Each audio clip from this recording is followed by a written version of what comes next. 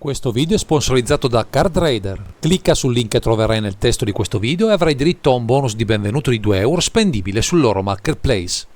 Eccoci qui, cari naviganti, per presentarvi un archetipo nel Pauper, selezionando tra i vari appuntamenti organizzati dalla Lega Pauper Martesana la build di Lorenzo Memeo, che prova a reinterpretare alcune meccaniche interessanti. Nonostante alcuni ban importanti, la meccanica iniziativa offre ancora qualche carta in grado di darci accesso ai sotterranei con i loro dungeon, ma soprattutto i loro profittevoli vantaggi, che pian piano ci daranno modo di soverchiare l'avversario. Il costo da sostenere non è certo leggero, ma con i colori a disposizione e diverse tech utili per incrementare anche di molto il mana a disposizione, avremo sicuramente tutti gli elementi per fare bene, anche nel contesto attuale molto aggressivo del formato povero. Questa volta vi parleremo di Gruul Deforestation.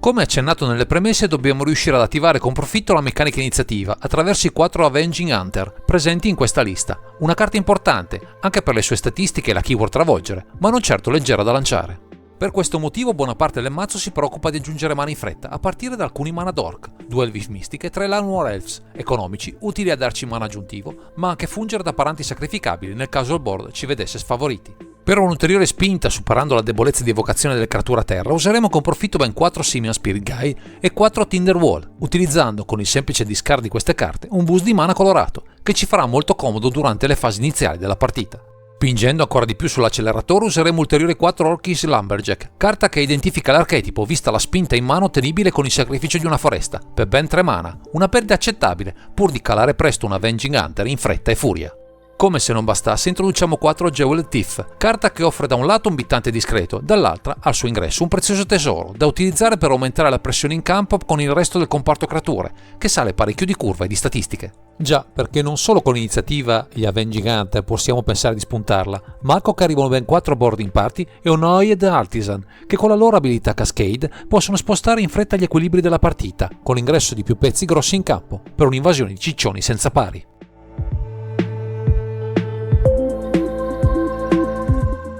Con un comparto creature che punta a impossessarsi del board con diverse carte di peso, grazie a vari elementi utili ad aumentare il mana, è chiaro che anche tra le magie dovremo inserire qualcosa per agevolare questo tipo di strategia. Per questo motivo vengono inserite 4 Rite of Flame, che man mano che vengono usati, finendo nel cimitero, diventano via via sempre più efficaci, aumentando il mana rosso disponibile, per giocate sempre più potenti con l'avanzare della partita. Con una massa di creature elevata tra le 60 ci faranno molto comodo degli strumenti di card advantage adeguati, e tra 4 Wielding Way e 2 Blade of Stampede avremo tutto quel che ci serve per avere tutti i mezzi necessari per sovrastare l'avversario. Infine, come risposta alle rimozioni, ma anche per avere punti vita aggiuntivi agevolmente, utilizzeremo un Pulse of Murasa, una tag estemporanea, che ci farà sempre comodo vedere, visti i vantaggi che offre, per soli 3 mana.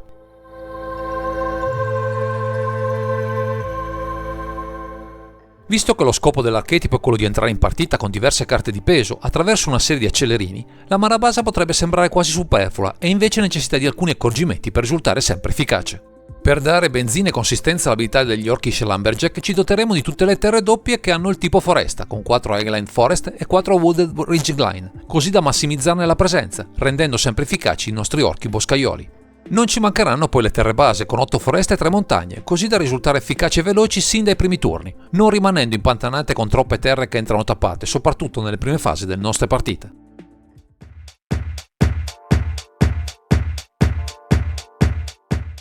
Se tra le 60 le idee sono chiare, così come le sinergie tra carte dagli indubbi vantaggi e ramp effect che ci porteranno a giocarle presto, la Sideboard si dovrà adeguare per coprire i lati ciechi di questa build, molto estremizzata. Contro le carte blu e in particolare i counter useremo 3 Elemental Blast, visto che le nostre giocate sono costose e ci basta veramente nulla per restare troppo indietro a causa di un'interazione molesta. Vista la presenza massiccia di artefatti nel meta odierno, fanno capolino 3 Gorilla Shaman, meno utili rispetto al passato contro le terre artefatto, ma pur sempre valide verso tutti quegli enabler che popolano indisturbati il board dell'opponente di turno. Contro le meccaniche di sacrificio useremo 2 Penumbra Spider, che con il loro token generato alla loro morte risulterà una spina al fianco per i nemici che vogliono fare piazza pulita delle creature, senza contare che con raggiungere è una bella spina al fianco per i mazzi con molti volanti. Contro i mazzi rapidi che puntano a erodere i nostri punti vita, inseriamo ben 4 Weather Storm, una carta che ben si incasta con i riti e tutte le sinergie che ci porteranno a lanciare molte magie in un turno, creando così un divario insormontabile per molti avversari. Infine, per spazzare via campi di gioco invasi da piccole creature,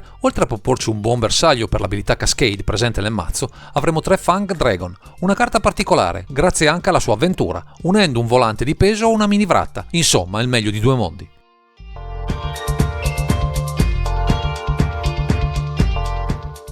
Siamo di fronte a un archetipo del tutto nuovo, che se da un lato prova a sfruttare, a dispetto dei ban, il potenziale della meccanica iniziativa, dall'altro va a scomodare ciccioni con l'abilità Cascade, che di tanto in tanto fanno ancora capolino nel formato. Nonostante questo, sono in corso già ora degli aggiustamenti, utilizzando l'ampio arsenale offerto dal verde, a partire dagli Howling Mandrills, creatura sinergica con i Wilding Way, un'ottima scelta visto che, grazie a Trample, può riprendere agevolmente l'iniziativa. Un'altra opzione popabile arriva con Muovli, Acid Moss, una magia spaccaterra che potremo fare rapidamente grazie ai nostri ramp effect, senza contare che può tutorarci facilmente le nostre terre doppie, visto che sono anche foreste, un plus non di poco conto per l'avanzare in risorse ulteriormente. Al momento non ci sono ancora estimatori o altri emuli che vogliono cimentarsi in questa build, ma il potenziale presentato, mostrato in un game plan presente nel canale YouTube della Lega Pauper Martesana, vi potrà dimostrare la bontà di questo archetipo. Non sappiamo quindi se avremo occasione di vedere in azione ancora questo Gruul Deforestation, ma chissà che gli sforzi del team che ruota attorno alla Lega Pauper Martesana non riesca a portare alla luce altre perle nel panorama di questo, sempre variopinto, formato povero. Direi che questo è tutto per questo video, grazie per averci seguito e non dimenticate di commentare, condividere e sottoscrivere il canale per ritrovarsi sempre qui su Underground Sea.